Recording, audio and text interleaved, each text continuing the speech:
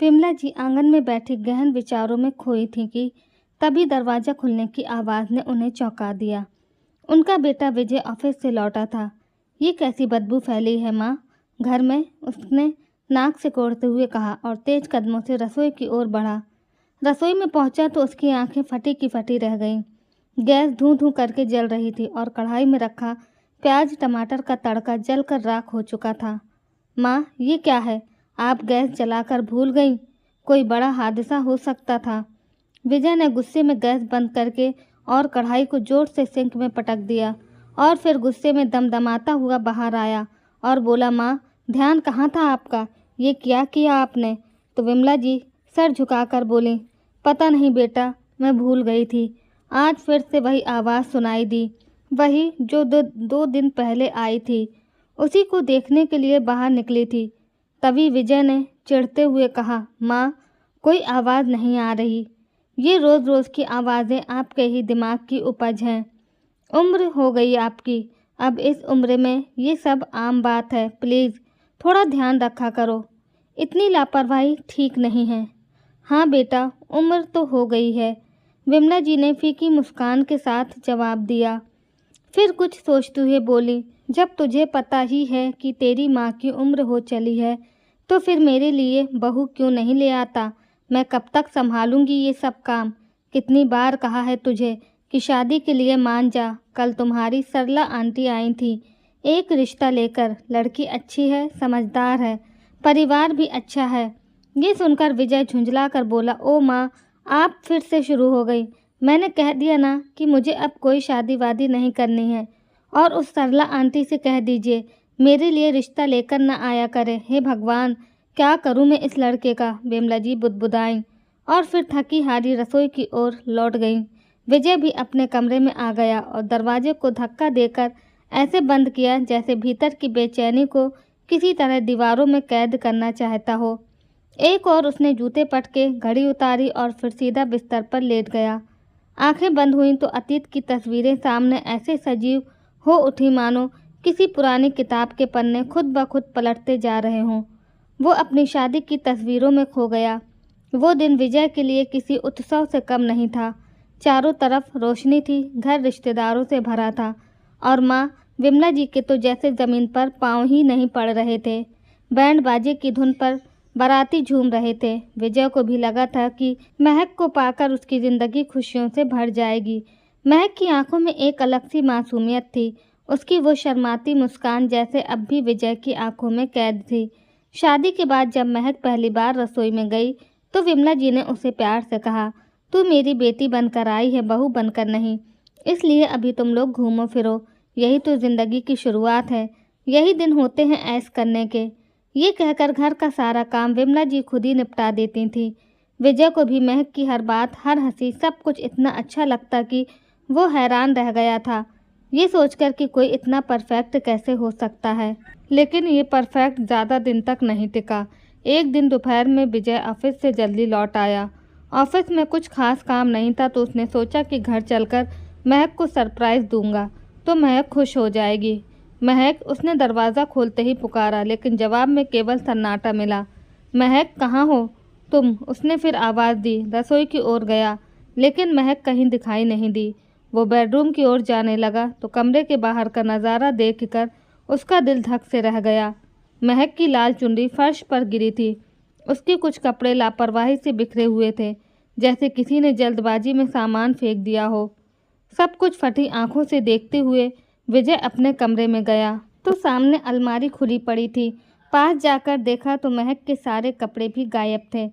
उसने जल्दी से अलमारी का लॉकर खोला, जहां उसने अपनी जमा पूंजी 1 लाख रुपए नकद और कुछ सोने के गहने रखे हुए थे।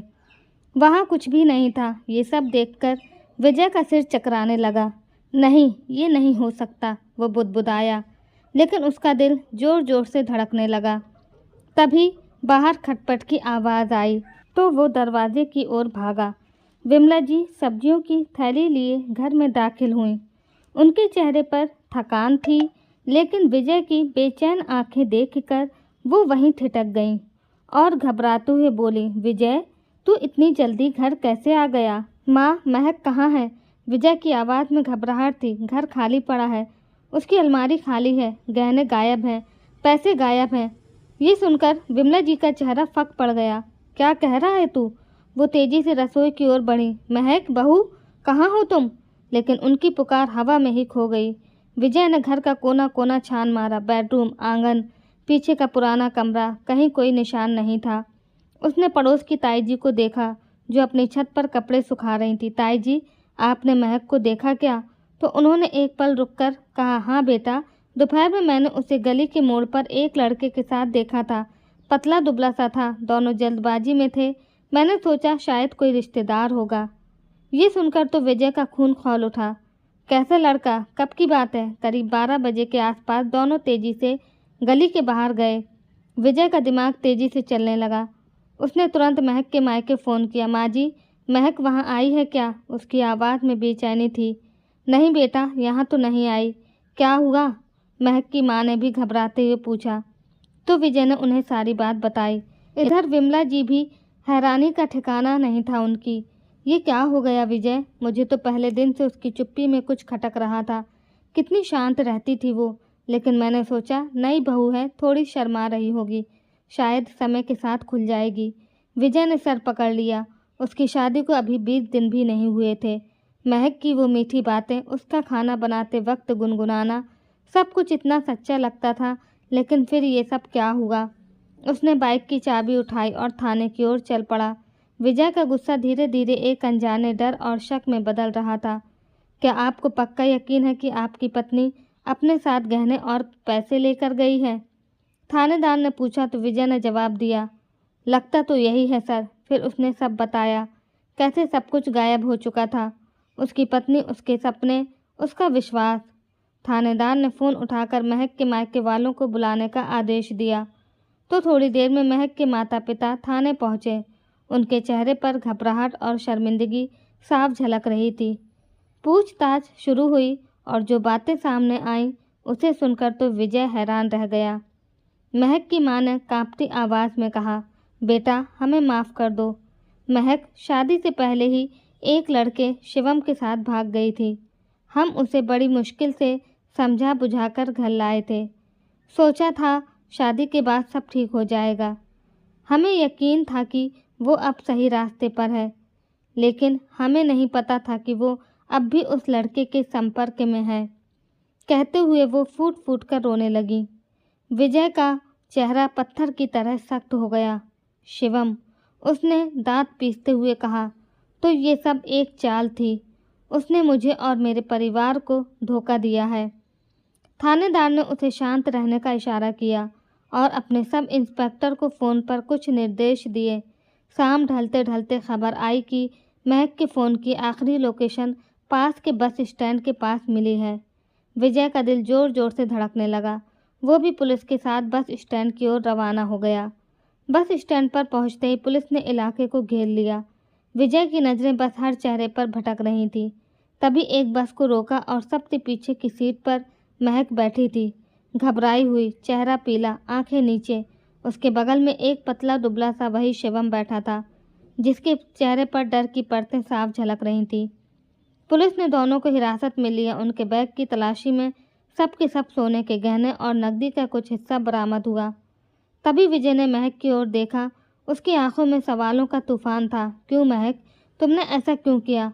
उसकी आवाज़ में गुस्सा कम और दर्द ज़्यादा था। तुमने मुझे धोखा दिया, मेरी माँ का भरोसा तोड़ा, वो ज़ोर ज़ोर से चिल्ला पड़ा। थानेदार ने दोनों को थाने ले जाने का आदेश दिया। तभी महक ने सिर उठाया। उसकी आंखें आंसुओं से भरी थी। मुझे माफ़ कर दो विजय, मैं शिवम से प्यार करती थी। मेरे मायके वालों ने मुझे तुमसे शादी करने के लिए मजबूर किया। मैं बस उसी के साथ रहना चाहती हूँ। पर विजय ने कोई जवाब नहीं दिया। उसका दिल टूट चुका था। उसकी महक, जिसकी मुस्कान को वो अपनी ज़िंदगी की सबसे कीमती चीज़ समझता था, वो एक धोखेबाज थी। उसने अपने चेहरे पर एक ऐसा नकाब ओढ़ रखा था जिसके पीछे छिपी सच्चाई ने विजय को अंदर तक तोड़ दिया था। पुलिस ने महक और शिवम के खिलाफ चोरी और धोखाधड़ी का केस दर्ज कर दिया। विजय घर लौट आया, लेकिन उसका मन एक अजीब से खालीपन से भरा था। करीब 6 महीने बाद कोर्ट ने विजय और महक के तलाक को मंजूरी दे दी। कागजों पर वो रिश्ता ख़त्म हो चुका था, लेकिन विजय का मन अब भी उस धोखे की भूल भुलैया में भटक रहा था। उस दिन के बाद से लेकर आज तक शादी का नाम सुनते ही विजय का खून खौल उठता। वो पवित्र रिश्ता जिसे वो अपनी ज़िंदगी का आधार मानता था, अब उसके लिए एक कड़वा मजाक बन चुका था। कभी नहीं करूँगा मैं शादी, वो बिस्तर पर लेटा हुआ मन ही मन बुदबुदाया। तभी बाहर से विमला जी की आवाज़ आई, अरे बेटा आ जाओ, खाना बन गया है। नहीं माँ, मुझे भूख नहीं है, उसने कमरे से ही आवाज़ दी। उसकी आवाज़ बुझी हुई थी, जैसे कोई पुराना घाव फिर से हरा हो गया हो। विमला जी ने उसकी आवाज़ की थकान को भांप लिया। वो धीरे से कमरे में दाखिल हुई और बेटे के पास बैठते हुए बोली, फिर से तू उन्हीं बातों में खो गया ना बेटा। ज़िंदगी चलने का नाम है, जो हुआ उसे भूल जा। वर्तमान को संभाल नहीं तो ये अतीत का बोझ तुझे और तोड़ देगा। विजय ने माँ की ओर देखा तो विमला जी ने हल्के से मुस्कुराते हुए कहा, चल आजा, खाना खा ले। मुझे पता है तुझे भूख लगी है और अगर तू नहीं खाएगा तो मैं भी नहीं खाऊंगी। माँ की जिद के आगे विजय मना नहीं कर सका। वो अनमने ढंग से उठा और डाइनिंग टेबल पर आकर बैठ गया। विमला जी ने प्यार से उसकी थाली में खाना परोसा और दोनों माँ बेटे चुपचाप खाने लगे। तभी कुछ देर बाद वही आवाज़ फिर से गूंजी जो पिछले कुछ दिनों से विमला जी को परेशान कर रही थी। विमला जी एकदम घबरा गईं। उन्होंने विजय की ओर देखते हुए कहा, सुना बेटा, ये वही आवाज़ है। मैं कहती थी ना कि ये मेरा वहम नहीं है। विजय भी चौंक गया। उसने कहा, माँ मुझे लगता है ये आवाज़ पीछे वाले घर से आ रही है। क्या आप उन लोगों को जानती हैं?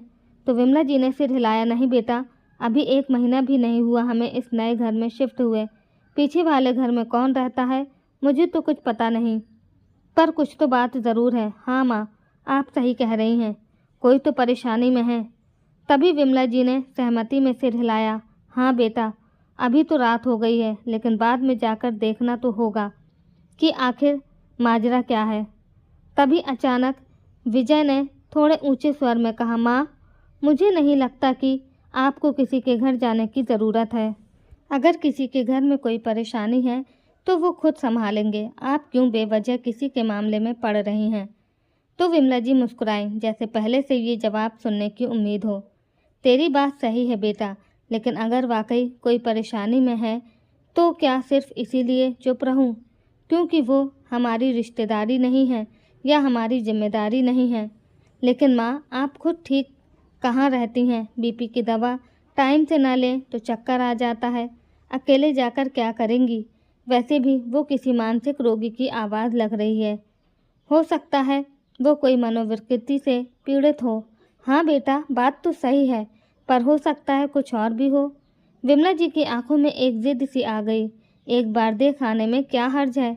कल तुझे ऑफिस जाना है, मैं अपना काम निपटा कर चली जाऊंगी। बस पूछ लूँगी, कुछ मदद की ज़रूरत तो नहीं? विजय ने हाथ हिलाते हुए कहा, माँ प्लीज़, किसी को बुरा लग गया तो? आजकल लोग कहाँ दूसरों की दखल अंदाजी पसंद करते हैं। लेकिन विमला जी अब तय कर चुकी थी तो विजय ने गहरी सांस ली और बोला, अब जिद ठान चुकी हैं तो मुझे क्या कहना। बस ध्यान रखना, कोई परेशानी हो तो फ़ौरन लौट आना। विमला जी ने प्यार से सिर हिलाया। अगले दिन विजय ऑफिस चला गया तो सारे छोटे मोटे काम निपटाकर विमला जी ने दरवाज़ा बंद किया और पीछे वाले घर की ओर चल पड़ी। घर के बाहर पहुंचकर उन्होंने दरवाज़ा खटखटाया तो एक अधेड़ महिला ने झांकते हुए सवाल किया, क्या बात है? उसके चेहरे पर कठोरता थी। तभी विमला जी ने कहा, नमस्ते बहन जी, हम सामने वाले मकान में रहते हैं, अभी 1 महीना हुआ है आए हुए। अब विमला जी आगे कुछ कहती उससे पहले उस महिला ने त्योरियां चढ़ाते हुए कहा, तो मैं क्या करूं? ये सुनकर विमला जी थोड़ा हिचकिचाईं, फिर बोली, असल में कुछ दिनों से आपके घर की ओर से आवाज़ें आ रही थीं तो सोचा पूछ लूं, कोई परेशानी में तो नहीं? तभी उस महिला ने कमर पर हाथ रखा और तीखे स्वर में बोली, क्यों, तुम कोई समाज सेविका हो क्या, या फिर सबका दुख दर्द बांटने का ठेका ले रखा है तुमने? ये सुनकर विमला हतप्रभव रह गई। इतनी कड़वी प्रतिक्रिया की उन्होंने उम्मीद नहीं की थी। नहीं, ऐसी बात नहीं है, बस पड़ोसी होने के नाते पूछ लिया। अरे तो अपने घर तक रहो ना, यहाँ आने की ज़रूरत नहीं है, सब ठीक है हमारे घर में, चलो अपना रास्ता नापो। कहते हुए उस महिला ने दरवाज़ा लगभग उनके मुंह पर ही बंद कर दिया। विमला जी कुछ पल वहीं खड़ी रहीं, मुंह से कोई शब्द नहीं निकला। मन में 1000 सवाल लिए चुपचाप वापस चल पड़ी।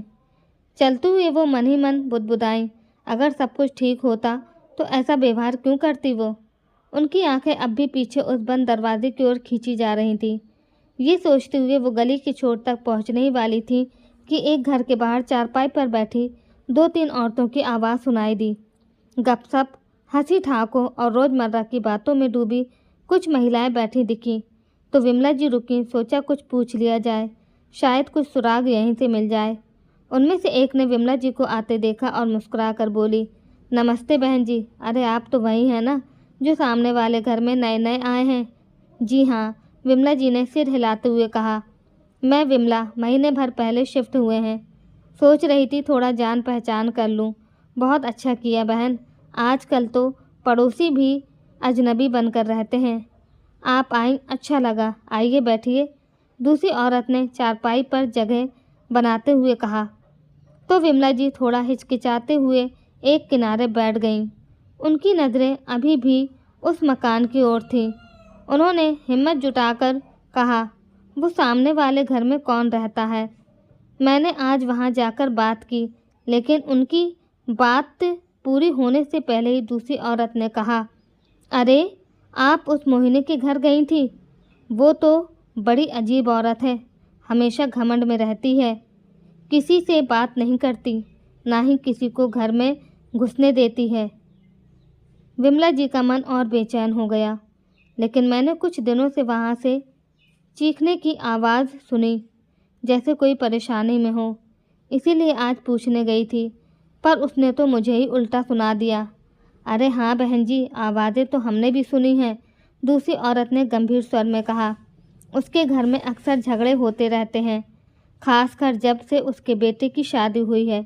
2 महीने पहले उसकी नई नवेली बहू बेचारी, वो तो दिखने में अच्छी है, संस्कारी सी लगती है, लेकिन ना जाने क्यों अक्सर बहू के चीखने चिल्लाने की आवाज़ें आती हैं। विमला जी का दिल धक से रह गया। तो वो चीखें उसकी बहू की हैं? उन्होंने चिंतित होते हुए पूछा। तो दूसरी औरत बोली, लगता तो ऐसा ही है।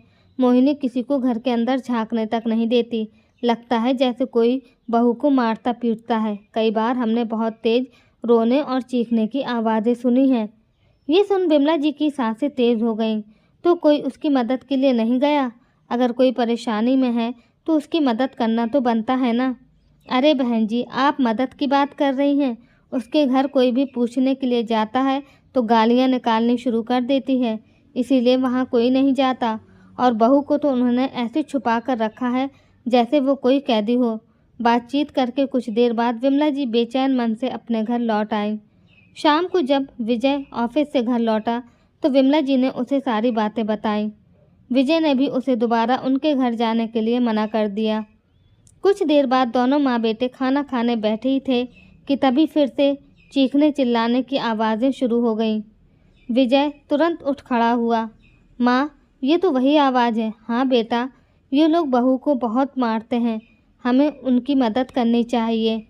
ये सुनकर विजय कुछ देर तक सोचने लगा, फिर बोला, माँ बात तो आपकी सही है, लेकिन वो हमें अपने घर में घुसने ही नहीं देंगे, तो हम मदद कैसे करेंगे? हाँ बेटा, लेकिन हम पुलिस को तो बुला सकते हैं ना फ़ोन करके, विमला जी ने कहा। तो विजय ने पुलिस के पास फ़ोन किया। कुछ ही देर बाद पुलिस आई तो विजय और विमला जी भी उनके साथ पीछे वाले घर की ओर चल दिए। वहाँ पर जाकर बैल बजाई तो मोहिनी जी बाहर निकल कर आईं और सामने विमला जी को देखा तो चिढ़ते हुए बोली, तुझे समझ नहीं आता क्या? दूसरों के घर में ताक झांक करना छोड़ दो, अपने घर से मतलब रखो। इतना कहकर वो जैसे ही दरवाज़ा बंद करने लगी तभी पुलिस इंस्पेक्टर सामने आ गए। अपनी बहू को बाहर निकालिए, उन्होंने तेज़ आवाज़ में कहा। तो पुलिस को सामने देखकर मोहिनी जी हक्की बक्की रह गई। अरे अब आप पुलिस को भी ले आईं, उसने डरते हुए कहा।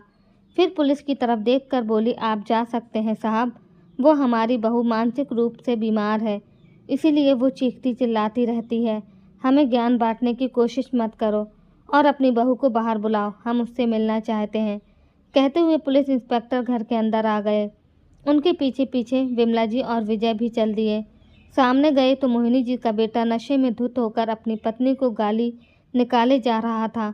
ये देखते ही पुलिस ने उसे गिरफ्तार कर लिया। मोहिनी जी की बहू जब बाहर आई तो सामने खड़े विमला जी और विजय को देखकर उसके पैरों तले ज़मीन खिसक गई। क्योंकि वो कोई और नहीं उनकी बहू महक थी, जो अपने प्रेमी के संग उनके घर से भाग गई थी और अब उस नशेड़ी पति से रोज पिटती थी। इधर विमला जी और विजय भी उसे देखकर हैरान थे। वह दोनों वहाँ से वापस जाने लगे। तभी महक विमला जी के पैरों में जा गिरी। प्लीज़ माँ जी, मुझे माफ़ कर दीजिए, मुझसे बहुत बड़ी गलती हो गई थी। ये मेरे ही कर्मों की सज़ा है। मैंने आप सबको धोखा दिया तो आज शिवम ने भी मुझे धोखा दे दिया। वो रोज़ पीकर मुझे पीटता है। सास ने भी मुझे घर की नौकरानी बनाकर रख दिया है, 4 दीवारी के अंदर कैद कर दिया है। दिन रात ये लोग मुझे मारते पीटते हैं। मायके वालों ने भी मुझसे रिश्ता तोड़ लिया। अब मैं कहीं की नहीं, मैं बर्बाद हो गई माँ जी।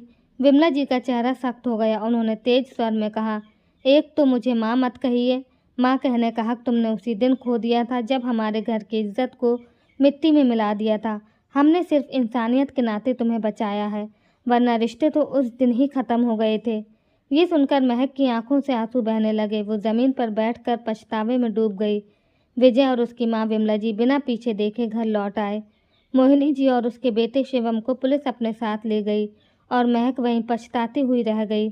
अब उसे समझ आया कि लालच और गलत प्यार इंसान को कहीं का नहीं छोड़ता। आज उसका साथ देने वाला कोई नहीं था, क्योंकि मायके वालों ने भी उससे रिश्ता तोड़ लिया था। तो दोस्तों, विमला जी और विजय ने उसे बचाकर सही किया या गलत?